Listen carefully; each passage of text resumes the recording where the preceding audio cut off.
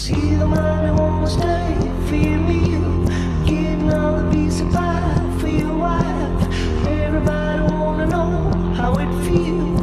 Everybody wanna see what it's like.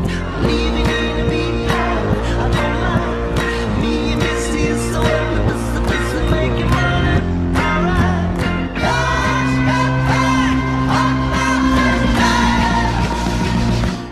Greenback Boogie. Bonjour et bienvenue à tous dans le Legal Club Sandwich, votre rendez-vous pour passer un bon moment et découvrir du contenu juridique de qualité dans une ambiance bien détendue. Alors aujourd'hui, c'est la saison 11 de l'émission, comme vous le savez, et je suis ravie d'accueillir mon invité du jour, qui est cette magnifique Taïna Célestin que nous accueillons. Ravie de te voir sur le plateau, Taïna.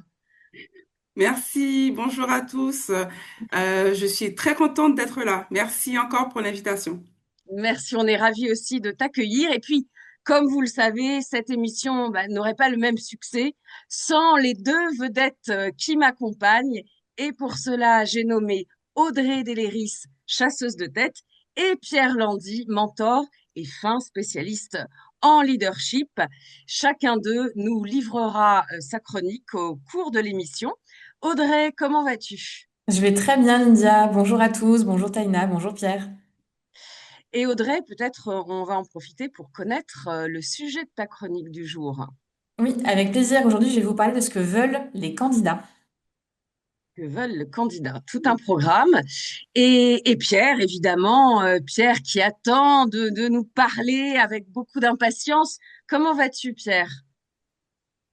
Ah, Pierre, il faut que tu mettes ton micro. Voilà, c'est les Absolument, joies du direct. absolument. Je disais, j'adore l'idée que tu nous aies traité de vedettes. Ça donne un Et petit oui, côté Marity, Gilbert Carpentier, les années 80, numéro un. Voilà, nous voilà, sommes des il y a beaucoup. vedettes. Ça me plaît beaucoup et je vais très bien. Parfait, Pierre. Et quel est le sujet de ta chronique aujourd'hui, Pierre? Eh bien, ta vedette préférée va parler aujourd'hui d'un sujet, sortir de sa zone de confort. Un programme, vous l'aurez compris dans l'émission. Et tout de suite, Taïna, c'est à toi, c'est ton émission. Est-ce que tu vas pouvoir, dans un premier temps, te présenter, Taïna, à nos auditeurs? Oui, avec plaisir, Intia, merci. Alors, je m'appelle donc Taïna Célestin. Je suis née et j'ai grandi en Haïti. Donc déjà, premier élément international en lien avec le thème de mon sujet du jour. Alors, j'exerce la profession d'avocat depuis 15 ans maintenant. Et après une première expérience au sein de deux cabinets, j'ai rejoint EY, en société d'avocats, en 2016. Je suis actuellement avocat, donc senior manager au sein du département de droit social dans les bureaux de la Défense. Nous allons bientôt déménager dans le 8e à Paris, petit teaser en passant. Et voilà, j'ai toujours pratiqué le droit du travail et je suis régulièrement amenée à accompagner les clients dans leurs projets aussi bien franco-français qu'à l'international. Et quel message souhaites-tu faire passer aujourd'hui à nos auditeurs, Taïna? Alors, en fait, aujourd'hui, je m'adresserai aux juristes et aux avocats français qui sont ou seront confrontés un jour à un projet d'envergure internationale. En fait, ce que j'aimerais aujourd'hui, c'est partager mon expérience et quelques conseils pratiques sur la manière de conduire efficacement des projets internationaux quand on pratique du droit français. En gros, voilà, j'ai envie d'expliquer comment on fait du droit du travail à l'international sans bouger de son bureau. Moi, j'ai une première question pour toi, justement, parce que tu parles justement du droit du travail. Et c'est vrai que dans la communauté juridique, on sait que c'est un droit quand même très local, en fait. Et ce qui m'intéresse de savoir, est-ce que c'est donc, a priori, tu vas nous le dire, c'est vraiment possible de faire du droit du travail à l'international, mais concrètement, comment ça se passe? Comment on fait des projets de droit du travail à l'international? Et ce qu'on aime dans l'émission, et j'avoue, moi particulièrement, j'adore les exemples quand c'est concret. Donc, est-ce que tu peux nous en dire un petit peu plus là-dessus? Oui, bien sûr, Audrey. Alors, déjà, dans un premier temps, je vais commencer par exclure, en fait, le cas des avocats français qui sont également admis dans des barreaux à l'étranger. Ça peut arriver. ou le cas des pays qui appliquent un droit qui est calqué sur le droit français. Donc, je vais pas évoquer ces situations-là. Parce qu'en fait, de manière générale, le droit du travail, c'est un droit qui est, comme tu l'as dit, qui est largement domestique. Et les projets internationaux ne consistent pas à appliquer un droit du travail mondial. Ça n'existe pas. En réalité, on va travailler sur des projets où il faut coordonner plusieurs droits locaux autour d'un objectif business commun ou d'une opération globale. Donc, si tu veux des exemples concrets, moi, je peux te parler en fait de trois grands types de missions sur lesquelles on va intervenir et qu'on va appeler projets internationaux. Le premier qui me vient à l'esprit, c'est les projets de réorganisation interne au niveau d'un groupe. Donc, par exemple, un groupe va décider de mettre en place ou revoir une politique mondiale existante et qui est mise en place au niveau du groupe. Donc, concrètement, on peut avoir la refonte, par exemple, de la politique de télétravail groupe. On peut revoir la politique de congés accordés aux salariés ou encore une politique de rétention des talents. Et cette politique va être revue ou mise en place dans toutes les filiales monde d'un groupe.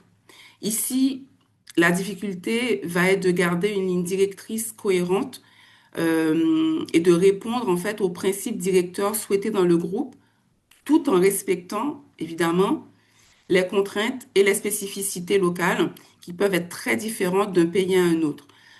Par exemple, tu vas avoir en Inde, un employé va bénéficier de 5 jours de congés payés pour son mariage, alors qu'à Singapour ou en Malaisie, c'est totalement à la discrétion de l'employeur. Donc, le deuxième type de projet sur lequel on va être dans un contexte international, je pense aux projets liés aux transactions. Et là, je fais référence plutôt aux cessions et aux acquisitions d'activités, aux rachats de sociétés, aux projets de restructuration, aux fusions, aux acquisitions. Donc là, on est vraiment sur des travaux d'audit. Donc vendor due diligence, buy side due diligence. Donc là, on va vraiment faire une analyse des risques en droit social, des risques qui sont liés au transfert à envisager des salariés. Et là, on est vraiment dans un travail d'orfèvre, pays par pays.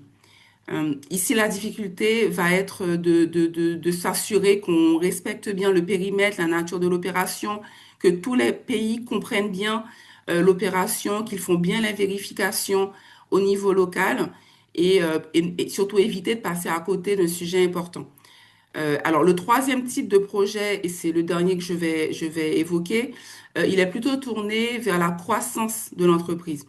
On va intervenir pour accompagner une société qui veut, par exemple, ouvrir de nouvelles entités dans des pays où le groupe n'est pas encore présent, de nouveaux bureaux, de nouvelles succursales, de nouvelles filiales.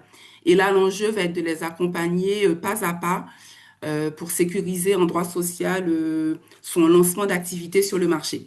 Donc, vous voyez, c'est très passionnant parce qu'en fait, on découvre de nouvelles juridictions, de nouvelles pratiques. Et oui, en fait, parfois, on voyage. Et en fait, plus ou moins, on voyage virtuellement à travers les systèmes juridiques, si vous voulez. Mais voilà, moi, je suis allée dans différents pays que je n'ai pas visités en vrai. Taïwan, Arabie Saoudite, Norvège, Turquie, Australie, Costa Rica et j'en passe. Et les projets sont vraiment très variés. Et le point commun, il est toujours le même, c'est articuler le droit du travail local avec une stratégie internationale cohérente alignée sur les projets du client. Et c'est marrant parce que c'est vraiment, quand tu as travaillé un peu à l'international, et moi chez Yahoo, j'ai eu ce cas de figure plusieurs fois, tu as des complications qui sont très très étonnantes parce que tu peux avoir un CEO qui va annoncer une réorganisation globale, donc un plan de réduction hein, des effectifs, qui va vouloir l'annoncer absolument, c'est très commun chez les Américains, dire on va se séparer de 15% de la force. Moi j'ai eu le cas plein de fois chez Yahoo, il veut que le mail parte tout de suite et dans l'après-midi même aux États-Unis, les les gens vont partir et tu dois leur expliquer qu'en France, ça va prendre entre 4 à 6 mois euh, parce qu'il faut consulter le CSE, il y a des tas de process à mettre en œuvre, etc. Et donc, tu es obligé de travailler avec le secrétariat de communication du CEO pour leur expliquer. Alors, il faudrait rajouter une phrase qui dit que les process pourront varier de pays en pays. Enfin, tu vois, tu connais l'exercice. Et c'est vrai que chaque fois que tu dois expliquer à un Américain, juste en parlant que de la France et ne parlons pas de l'Italie ou d'autres pays, ou encore, comme tu dis, que dans certains pays, ils vont partir l'après-midi même, et dans l'autre, ça sera 6 mois plus tard. C'est pas toujours une tâche aisée pour l'avocat d'avoir annoncé ce genre de nouvelles. Ah bah oui, et c'est que les États-Unis, c'est un exemple, c'est un très bon exemple parce que c'est très différent de ce qui se passe en Europe. Ils vont vouloir, par exemple, projeter tout de suite l'organigramme typiquement en cible avec tous les postes en France qui disparaissent, alors qu'ils n'ont pas du tout commencé à informer et consulter le CSE et les salariés n'ont pas été prévenus et ça peut très vite partir et créer de très grosses difficultés qu'il faut Ouais, gérer. c'est ça qui est vraiment passionnant de voir, parce que je trouve que le droit du travail, c'est vraiment un des domaines où, pour le coup, c'est pas très unifié et ça rend l'exercice passionnant. Et alors, un socle commun en Europe déjà, et dans certains pays on s'y retrouve, mais parfois, oui, il y a de très grosses différences. Alors, revenons à nos moutons après cette petite digression. Quand tu démarres un projet, donc on t'a donné, tu nous as cité le type de projet que tu peux avoir. Quand tu démarres un projet comme ça, est-ce que tu suis toujours, est-ce que tu as une sorte de playbook, tu suis toujours les mêmes étapes, ou au contraire, tu vas t'adapter, le processus va changer pour gérer ton projet international à chaque dossier? Alors, en fait, dans la majorité des cas, évidemment, on suit la même méthode. Et bien sûr, chaque dossier a ses particularités. Mais oui, oui, on va suivre un processus assez similaire d'un projet à un autre. Si tu veux, je peux les détailler rapidement.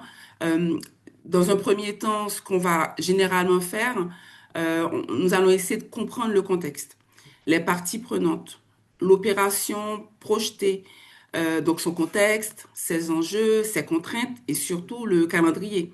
Donc, à quel moment est-ce qu'on met en œuvre le fameux go live? Ça, il faut le savoir avant de démarrer. Ensuite, dans un second temps, il faudra définir précisément l'étendue de la mission. Donc, ce que l'on attend, ce que l'on n'attend pas, le niveau de profondeur souhaité. Est-ce que ça va rester quelque chose de très high level ou est-ce qu'il faudra rentrer dans un détail? Voilà. Alors ça, c'est une étape clé hein, qui prend beaucoup de temps et même si on peut faire des ajustements au fil de l'eau. Une fois que cette étape est validée, là, on va arrêter, parce qu'on est dans l'international, on ne parle pas que de la France, on va arrêter donc la liste des pays à couvrir. Et ensuite, il faudra définir en accord avec le client ou le prescripteur du projet une approche du travail. On va se mettre d'accord sur la nature du livrable qui est adapté. Donc, est-ce qu'on fait un rapport? Est-ce qu'on va plutôt faire uniquement un tableau, quelque chose de pratique, un outil? Est-ce qu'il s'agit d'une consultation juridique? Est-ce qu'il s'agit d'un step plan? Est-ce qu'il s'agit d'une estimation financière d'un risque? Voilà, on détermine l'approche du travail et le livrable. Et puis, au plan pratique, là, on va rapidement constituer un groupe de travail avec nos homologues pour chaque pays concerné. Donc, on va se rapprocher d'eux, de nos interlocuteurs locaux. Il va falloir s'assurer de leurs compétences, déjà, premier point, sur le sujet.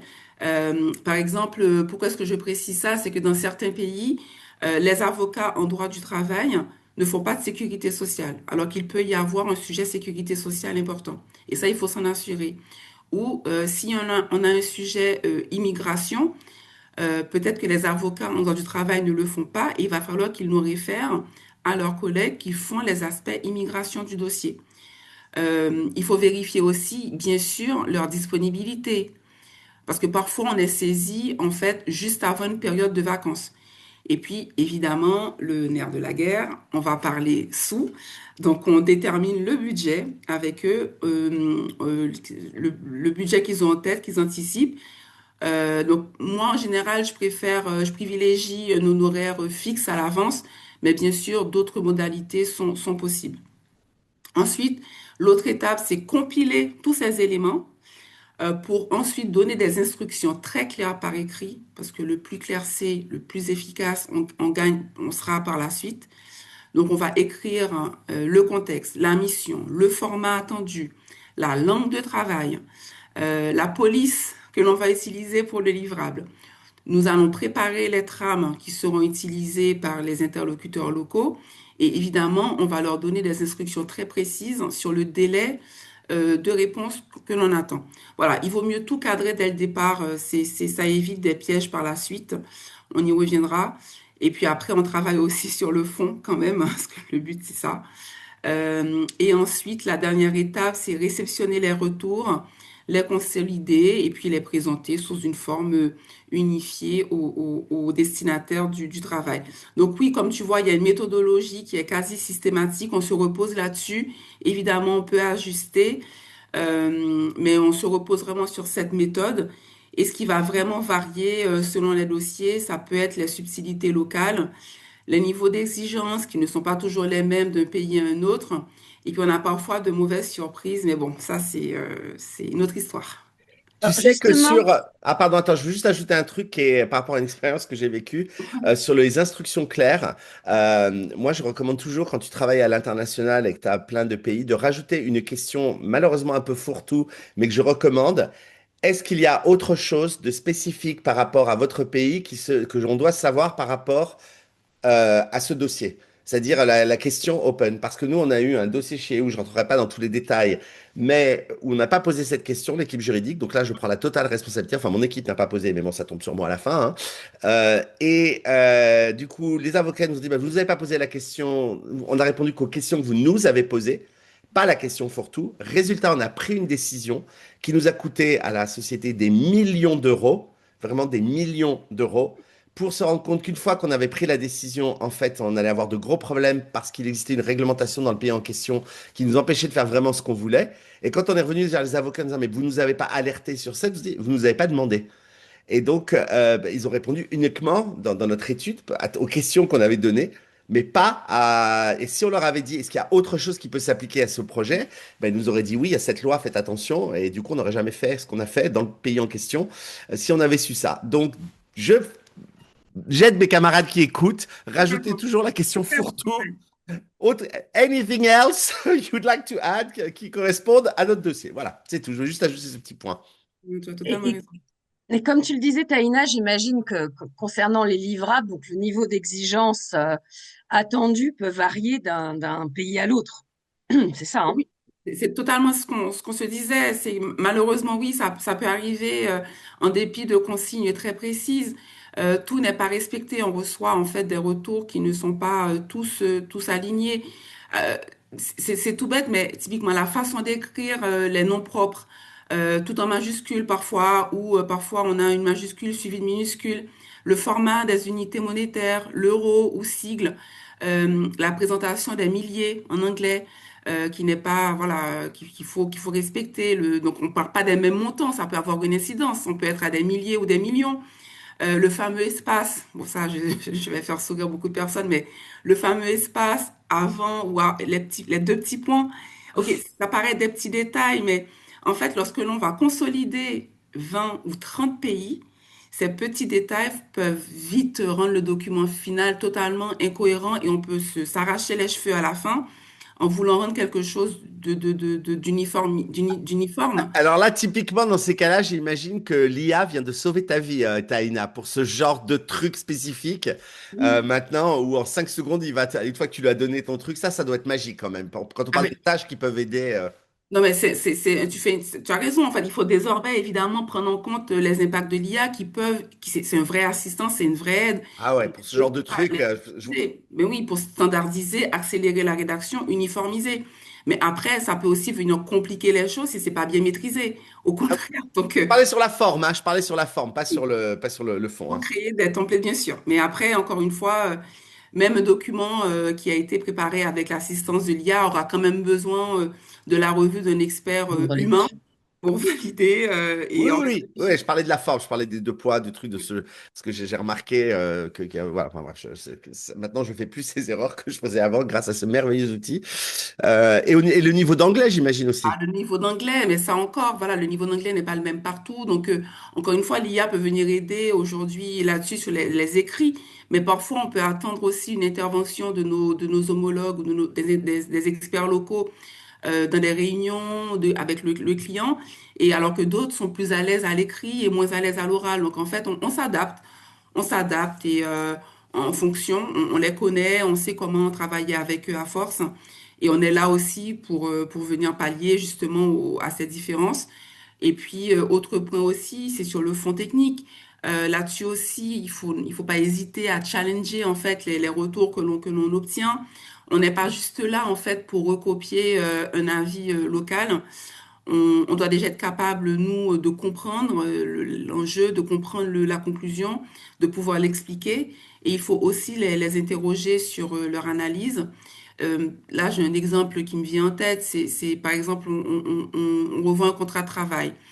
On voit que la clause de non-concurrence qui est prévue est prévue sans compensation financière. Donc là, on prend son réflexe d'avocat français et on pose la question de savoir si cette interdiction sera opposable aux salariés selon le droit local s'il n'y a pas une compensation financière. On pose juste la question pour voir si la personne a fait son travail de fond. Donc voilà, il y a un dialogue constant avec les correspondants locaux. On leur pose des questions, on reformule, on vérifie, jusqu'à être vraiment satisfait du résultat. Parce que l'objectif, en fait, qu'on a, il est le même, c'est produire un travail harmonisé, cohérent, un travail, voilà, qui a l'air d'être écrit d'une seule main, même s'il provient de 15 pays différents, et surtout qui est fondé et valable juridiquement. Merci beaucoup, Taïna. On va peut-être faire un petit break, le temps d'entendre la chronique de Maître Pierre Landy. Et pour ça, je vais demander à notre ingé son de lancer le jingle. We do.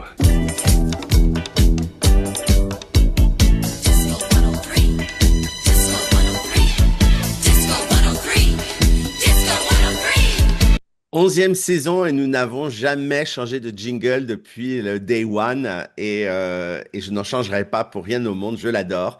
Alors aujourd'hui, je vais vous proposer de sortir de votre canapé juridique parce qu'on va se parler franchement. Nous, les juristes, on aime tous la sécurité, c'est normal, on fait du droit. Le droit, c'est l'art de la ceinture des bretelles et on est programmé pour éviter le risque.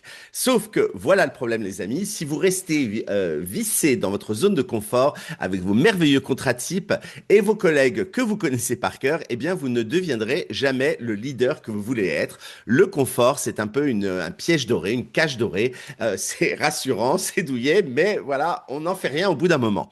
Donc, alors, comment fait-on concrètement pour passer du juriste peut-être un peu frileux au trusted advisor, ce conseiller de confiance incontournable dont je vous parle régulièrement? Eh bien, voilà votre plan de bataille en 5 points.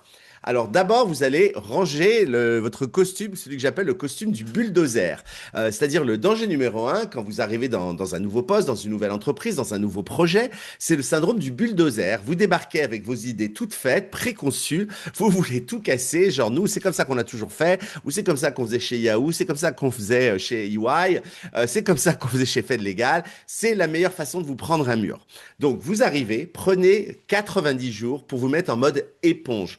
Vous n'êtes pas là pour imposer, vous êtes là pour comprendre. Observez les jeux de pouvoir, observez vos collègues, écoutez tout, regardez les dynamiques, notez tout dans un journal de bord, voyez les process en place. C'est cette curiosité qui va vous donner la légitimité pour agir ensuite. Deuxième conseil, provoquez des rencontres inutiles. Alors, votre zone de confort, ça va peut-être être, chez certains, de rester entre juristes ou de ne parler aux opérationnels que lorsqu'il y a un problème ou lorsqu'ils ont une question. Eh bien, ça, c'est une erreur. Vous allez vous forcer à aller déjeuner ou prendre des petits déj. L'apéro fonctionne aussi avec des gens de la finance, du marketing, des ressources humaines est extraordinaire, sans ordre du jour précis. Demandez-leur au contraire quels sont leurs objectifs annuels, leurs peurs, leurs inquiétudes, leurs blocages, leurs soucis avec la direction juridique, où est-ce qu'ils sont aujourd'hui, voilà, etc. Pourquoi? Eh bien parce qu'avec toute cette information que vous allez attraper, vous allez pouvoir les conseiller efficacement parce que vous allez connaître leur personnalité, mais aussi leur business de manière intime. Si vous restez dans votre tour d'ivoire, eh bien, vous ne serez jamais qu'un technicien qu'on appelle quand il y a un problème. Vous serez le darty du droit. Le leadership, ça se joue à la machine à café, pas caché derrière un fichier Word. Et Dieu sait si aujourd'hui on en parle avec Taïna, cet échange qu'elle a, d'aller vers les uns vers les autres pour justement donner quelque chose qui va servir. Le risque, le conseil numéro 3, c'est le risque calculé ou l'art du quick win. Une fois que vous avez compris le terrain, bah, il s'agit d'agir. Donc vous n'allez pas sauter sans parachute, hein. Vous allez chercher des quick wins, c'est-à-dire la victoire rapide. Vous allez peut-être pas, lorsque vous arrivez dans une nouvelle boîte, un nouveau poste, vous lancer tout de suite dans la refonte totale de la politique RGPD qui va prendre 6 mois avant qu'on voit un impact, mais plutôt trouver le petit caillou dans la chaussure de vos opérationnels, le petit truc simple à régler qui les agace au quotidien. Voilà, réglez-le rapidement. C'est de la valeur ajoutée immédiate. Ça vous donne du crédit rapidement pour la suite. C'est formidable. Quatrième conseil, devenez bilingue business. Abandonnez le latin, motus operandi et intuitu personae et le jargon qui va avec. Vous mettez ça de côté. Vous allez arrêter de vous cacher derrière des termes techniques pour avoir l'air très intelligent. C'est facile, c'est confortable, ça donne l'air savant, mais ça crée de la distance. Donc, le vrai courage, c'est de simplifier. C'est d'expliquer un risque juridique en termes d'impact financier, d'impact d'image, avec des exemples concrets de la vie réelle. Si votre directeur commercial ne comprend pas votre mail en 30 secondes, ce n'est pas de sa faute, c'est de la vôtre. Donc, adaptez votre discours à votre interlocuteur. C'est inconfortable au début, c'est compliqué, mais c'est la clé de l'influence en tant que juriste. Et enfin, mon dernier conseil, gérer la peur de l'erreur. Vous allez me dire, OK, et si je me plante en prenant toutes ces initiatives? Eh bien, l'erreur, c'est une donnée du leadership, je l'ai dit plein de fois.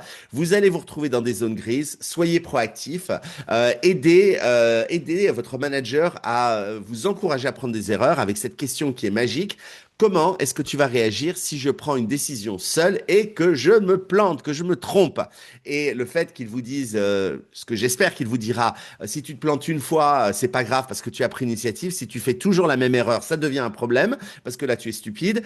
Donc, si vous donne ce genre de réponse, vous avez la validation dont vous avez besoin pour avancer. Donc, en conclusion, n'attendez pas qu'on vous donne la permission. Proposer des solutions, briser les silos, parler le langage du business. Voilà, grandir, c'est compliqué, ça peut être inconfortable, mais c'est formidable parce que en sortant de votre canapé juridique, vous devenez indispensable. Allez, sortez de votre zone de confort, c'est comme ça que la magie va opérer. Merci beaucoup, Pierre. Sortez de votre canapé juridique. On retiendra ça. Merci beaucoup, Pierre. Et on revient tout de suite à notre interview avec Taïna. Et je crois que c'est Audrey qui a une question, Taïna. Oui, déjà, je voudrais remercier Pierre pour ces conseils toujours très pratiques et c'est très imagé. Le canapé juridique, je retiens, j'adore. Donc, Taïna, nous, on t'imagine pas du tout dans le canapé juridique parce vu l'ampleur des projets dans lesquels tu es impliqué, j'imagine que c'est pas du tout comme ça que ça se passe. Et j'aimerais bien justement comprendre, comme tu as expliqué que ça mêle évidemment, je ne sais pas combien de personnes, mais ça doit être un nom, d'ailleurs, tu peux nous dire en général combien de personnes impliquées, mais j'imagine que c'est beaucoup plus que ce qu'on imagine. Comment tu définirais, pardon, toi, précisément ton propre rôle quand tu participes à ce type de projets internationaux? Alors, merci pour cette question, Audrey. En fait, je l'ai un peu évoqué avec mes précédentes réponses, mais en fait, mon rôle, il va varier selon les projets. Évidemment, si la France est dans le périmètre de l'opération ou pas, par exemple, ou encore selon l'envergure de l'opération. Donc, si la France est dans l'opération, alors avec mon équipe en France, on peut être trois ou quatre selon encore une fois l'envergure du projet. Nous allons faire le même travail de fond technique que nous attendons des experts locaux, déjà. Donc, la France est un pays parmi les autres. Mais mis à part ce cas, de manière générale, mon rôle dans ce type de projet à l'international, il va, à mon sens, reposer sur deux piliers. C'est comme ça que je vois la chose. On a d'abord donc la coordination d'un côté et la gestion de projet, tout simplement.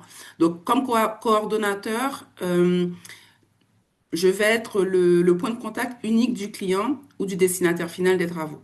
Voilà, donc c'est à nous de consolider l'ensemble des retours des experts locaux, d'être en capacité de restituer une analyse claire, donc de présenter les risques qui ont été identifiés, de répondre sur la faisabilité ou non du projet, de présenter aussi les recommandations opérationnelles.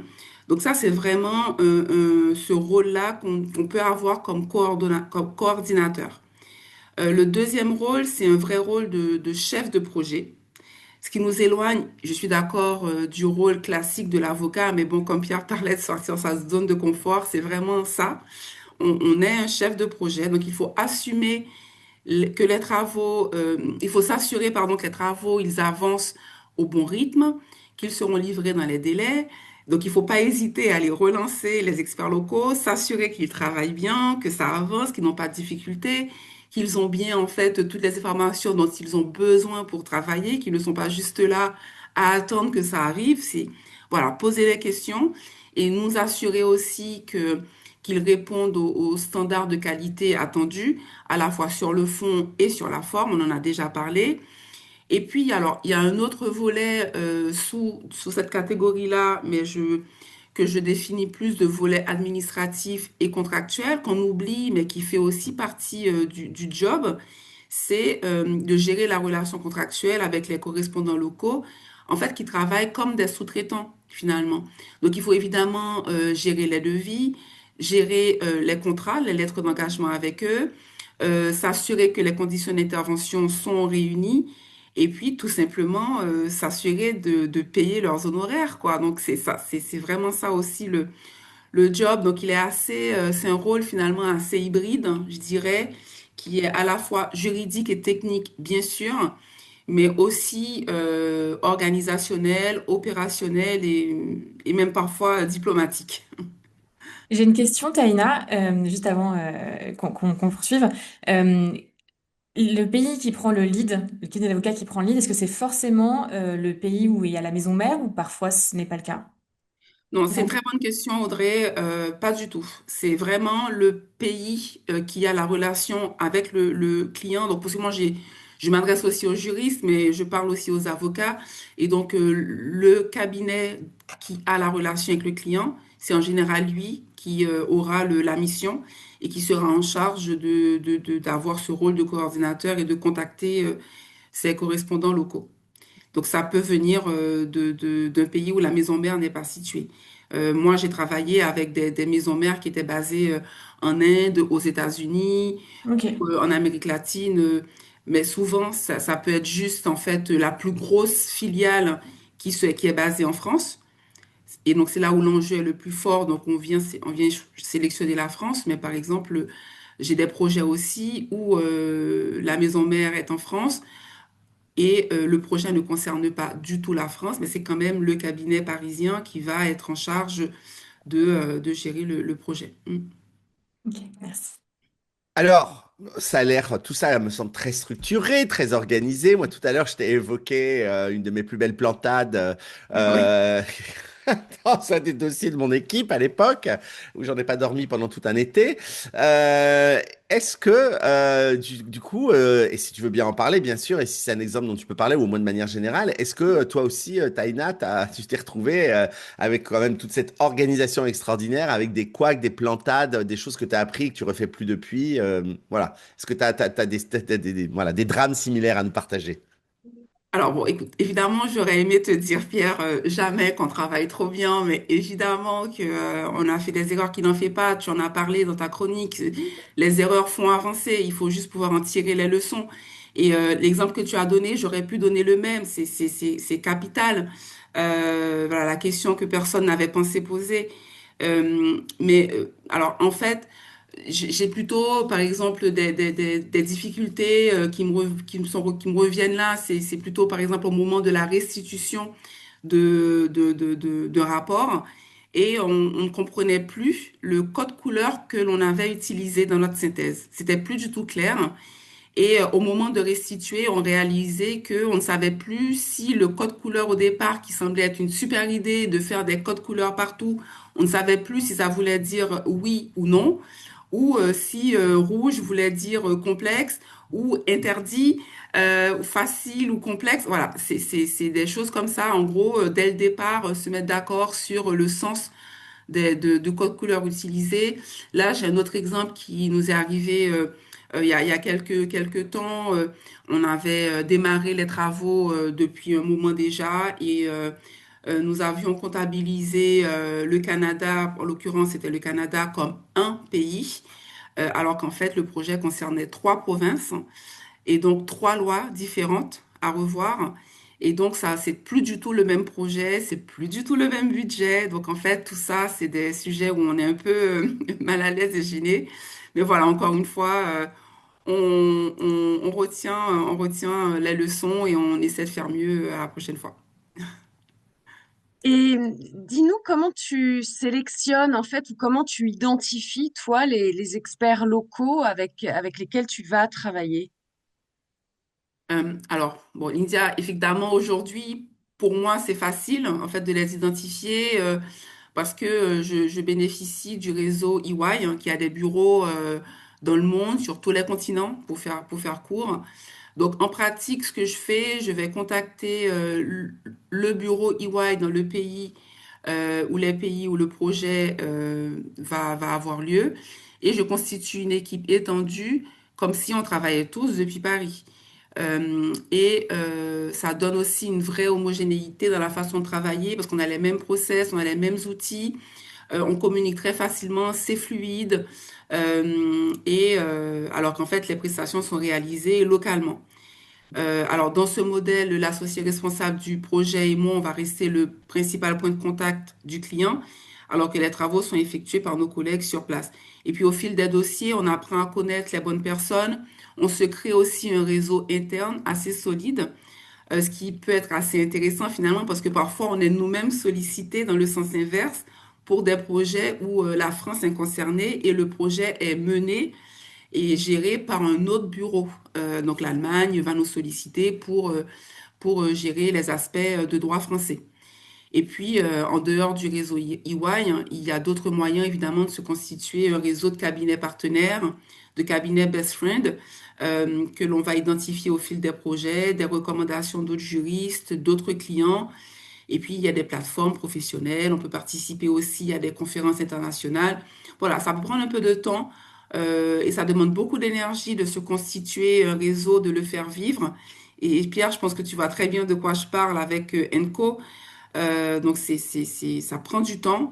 Mais en tout cas, un réseau structuré qu'on développe dossier après dossier et on finit toujours par savoir après vers quel expert se tourner quand on en a besoin. Parfait, c'est très clair. Merci beaucoup, Taïna.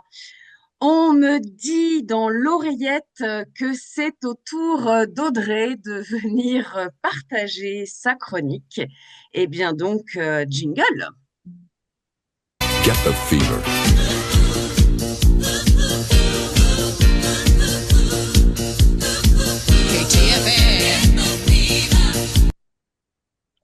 Merci Pierre, merci India. Et j'adore moi aussi mon jingle et je n'en changerai pour absolument rien au monde.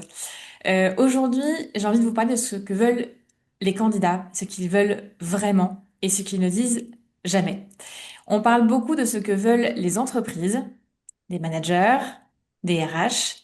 Mais aujourd'hui, j'ai envie de commencer par un angle qu'on croit connaître et qu'en réalité, on comprend mal. Donc, ce que veulent vraiment les candidats. Alors, il y a une scène que je vois tout le temps. Je vous plante le décor. On a un candidat très solide, souvent senior, donc très expérimenté. Il est compétent, voire très compétent, très convoité. Le process de recrutement se passe bien, les échanges sont bons, le poste est intéressant. Et puis à la fin, il décline. Ça, je pense que tous les managers l'ont vécu. Et là, on se pose toujours la même question. Pourtant, on a tout fait bien, tout était parfait, il allait accepter la proposition. Qu'est-ce qui s'est passé? Alors là, on cherche une explication rationnelle. On pense au salaire, on pense au télétravail, au gros sujet en ce moment, surtout les entreprises qui reviennent à du présentiel, on pense au titre proposé pour le poste. Mais très souvent, ce n'est pas ça. Alors, qu'est-ce que c'est? Les candidats, ils veulent pas la perfection. Et ça, c'est important de le mettre en exergue. Ils savent très bien qu'elle n'existe pas. Ce qu'ils veulent avant tout, dans un process de recrutement, c'est de la clarté, de la cohérence, de la visibilité. Ils veulent comprendre. Ils veulent comprendre qui décide, comment on décide et pourquoi. Ils veulent savoir à qui ils vont rendre des comptes, comment l'équipe qu'ils vont rejoindre, elle fonctionne, ce qui est attendu d'eux, et ce qui n'est pas aussi d'ailleurs, Ça t'en parle souvent, Pierre, justement, sur les attentes. Parce qu'un candidat senior, par exemple, surtout dans le juridique ou le fiscal, il cherche pas forcément un job en particulier. Il cherche à se projeter dans une aventure professionnelle sans se mettre en danger non plus. Et ce qu'ils ne disent jamais, mais qu'ils ressentent. Parce que oui, très rarement, un candidat vous dira, bon, écoutez, je comprends pas du tout votre organisation. Et il vous dira jamais non plus, bon, votre process, il me fait un peu peur. Moi, ils me le disent parfois, mais pas toujours. Et ils ressentent tout ça, et ils le ressentent même très fort. Donc, ils ressentent quand le process change tout le temps, ils ressentent quand les messages ne sont pas alignés entre les différentes personnes qu'ils rencontrent, ils ressentent aussi qu'on ajoute des interlocuteurs sans expliquer pourquoi dans la process. Ça, on en a déjà parlé aussi. Ils ressentent aussi quand les délais s'allongent sans nouvelles, c'est plutôt inquiétant. Et dès là, le candidat commence à douter. Alors, il doute pas de lui, hein. Souvent, il doute de vous, justement. Et un bon candidat, quand il doute trop longtemps, eh ben, on le perd. Et ce que je vois moi en tant que recruteuse, c'est que les candidats, ils acceptent un poste imparfait, ça arrive. Ils acceptent une charge de travail, ils acceptent des contraintes, ils acceptent vraiment beaucoup de choses. Mais ce qu'ils n'acceptent pas, ils n'acceptent pas le flou, l'imprévisibilité, le sentiment de naviguer à vue. Parce qu'un recrutement, pour eux, c'est un risque, un vrai risque pour le coup. Ça veut dire changer d'équipe, changer de manager, changer d'environnement. Ils veulent donc une chose essentielle, c'est être rassurés. Et ça, franchement, on peut les comprendre. Donc, quelques repères simples, quelques conseils que je vais donner à ceux qui recrutent, qu'on soit manager, qu'on soit RH. Il faut se poser, pardon, ces questions très concrètes. Est-ce que mon message est clair du début à la fin? Est-ce que le candidat, il sait qui décide? Est-ce que le process, il est stable? Est-ce que ça va pas changer tous les 4 matins? Est-ce qu'on va pas enlever, rajouter des interlocuteurs? Est-ce que ce que je viens d'entretien, est-ce que ça correspond à la réalité? Est-ce que c'est pas trop enjolivé ou au contraire trop noirci? Parce que très souvent, le candidat il ne refuse pas un poste, il refuse une zone d'incertitude. Alors pour conclure, je vous laisse avec cette citation parce que j'adore ça, vous le savez maintenant, toujours. Aujourd'hui, elle va être de Pascal, pardon, désolé, Blaise Pascal, j'écorche son nom. Trop de lumière éblouit autant que trop peu.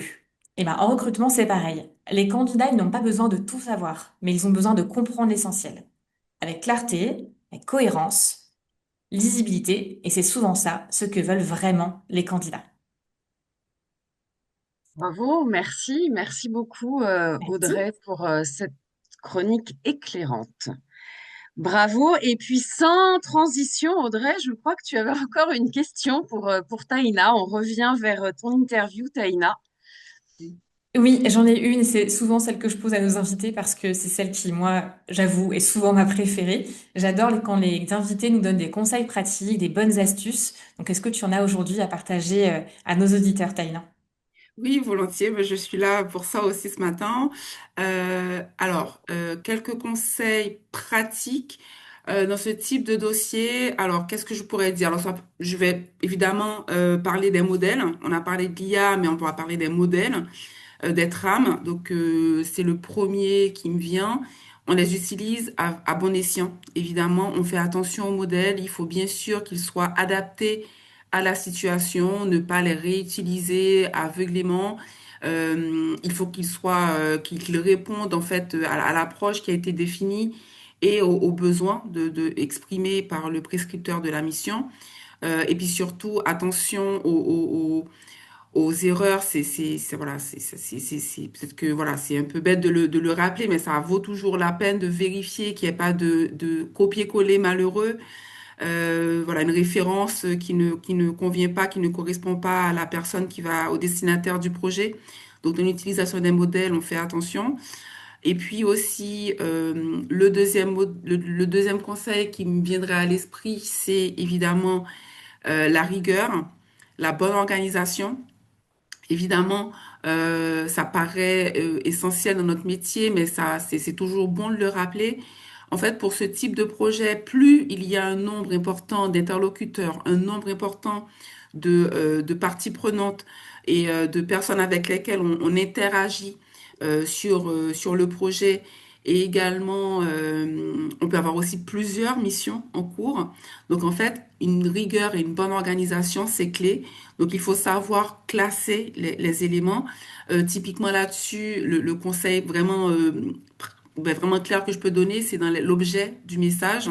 Donc, on écrit un email sur la mission. Donc, l'objet du message doit être assez clair pour pouvoir savoir à quel pays on fait référence. Donc, moi, je mets toujours le nom du pays ou de la juridiction dans l'objet du message.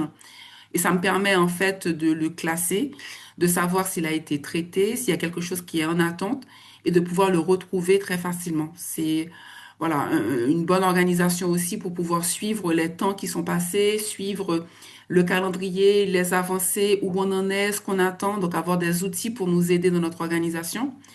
Et puis, autre conseil pratique auquel on ne pense pas, parce qu'on est toujours dans des calendriers très serrés, on a un délai pour délivrer, mais il faut toujours se prévoir un petit peu de temps pour soi, pour revoir les livrables. Ça, on n'y pense pas. Donc, en fait, toujours anticiper ce temps-là, prévoir un temps de revue, un temps d'harmonisation, parce que comme je le disais, parfois, il y aura un vrai travail d'harmonisation. Et puis également prévoir un temps pour avoir des échanges et des interactions avec les experts locaux pour poser des questions, pour voilà, challenger la conclusion, revenir sur leur conclusion. Et donc là, il faut pas négliger en fait ce temps-là et pour s'assurer d'être dans les délais, pas être en retard. Et puis alors le dernier conseil, alors encore une fois, ça va vous paraître évident, mais je préfère toujours le dire, mais il faut rester courtois, tout simplement rester poli dans ses interactions avec les experts locaux, avec les interlocuteurs évidemment au sein de l'entreprise, des opérationnels, parce qu'en fait voilà un prestataire d'hier, donc aujourd'hui on fait travailler un pays, mais en fait, demain, il peut devenir un fournisseur de business, de job. Donc, en fait, voilà, tout simplement, on reste courtois en toutes circonstances, même si ça n'empêche pas d'être exigeant. Donc, voilà, c'est les quelques conseils qui me semblaient importants de souligner aujourd'hui, dans ce cadre. Est-ce Et qu'on une attend pour une toute dernière question? dernière, Ah voilà. voilà, j'allais le dire, une toute dernière question pour toi, Taïna. Il nous reste 1 minute. Je vous laisse 1 minute, les amis. Pierre, je crois que tu voulais intervenir. Bon, bah oui, en fait, on en avait parlé quand on a préparé l'émission, mais à ton avis, avec ton expérience que tu as eue, Taïna, quels sont selon toi les principaux défis culturels ou de communication dans ces projets internationaux que tu as menés? Et surtout, est-ce que tu as quelques conseils pour anticiper ces défis culturels ou de communication? Ah oui, moi, c'est vrai qu'on en avait parlé, Pierre, ensemble, lorsqu'on a préparé cette émission. Oui, les défis culturels, il y en a un paquet, c'est sûr. Évidemment, il faut jongler entre ceux, et je m'inclus hein, dedans, qui ne peuvent pas s'empêcher de faire des mémos super longs de 20 pages, alors qu'en fait, juste une page max suffit. Et il y a certaines juridictions qui arrivent très bien à le faire, et ça ne signifie pas qu'il n'y a pas eu de travail derrière. Euh, on- L'autre sujet, ça peut être la deadline. Tout le monde ne le comprend pas de la même façon. Pour certains, c'est juste une suggestion, alors que non, c'est une deadline ferme. Après, voilà, on peut aussi anticiper dans la constitution de l'enveloppe budgétaire. On doit penser aussi à certaines juridictions, et je ne vais pas dire lesquelles, évidemment, pour lesquelles le coût du conseil est nettement plus élevé que dans d'autres. Donc oui, parfois, il va falloir batailler pour faire passer nos conditions en termes budgétaires. Et puis, voilà, il y a les défis aussi de vocabulaire, les concepts et les jargons que l'on utilise parfois, qui ont du sens pour nous, mais qui sont totalement incompris. C'est des concepts qui n'ont aucun sens pour d'autres juridictions. Donc, faire attention à ça. Donc toujours avoir encore une fois faire attention à la précision des instructions, à être clair dans ce que l'on voilà, s'assurer que l'on s'est bien compris. Voilà, ça c'est le conseil que je peux donner avec une confirmation écrite parfois. Et puis après, mais globalement, quand même, généralement, nous restons tous avocats. On a un socle commun en termes de formation, d'éthique professionnelle, de responsabilité. Donc voilà, généralement, ça se passe bien quand même. Merci beaucoup, Taïna. Généralement, ça se passe bien. C'est une bonne phrase de conclusion dans un job quand même bien complexe. Mais en tout cas, tu nous as permis de nous éclairer sur le sujet. Merci à tous les trois. Merci à toi, Pierre. Merci à toi, Audrey. Sortons de notre canapé juridique. On va retenir cette phrase Et on se retrouve dans 15 jours pour de prochaines aventures. Je ne vous livre pas encore le nom de notre invité. On aime bien vous faire des surprises. Merci beaucoup. Merci à tous les trois et à très bientôt pour de nouvelles aventures. Jingle! See the money won't stay, feel me, you getting all the pieces.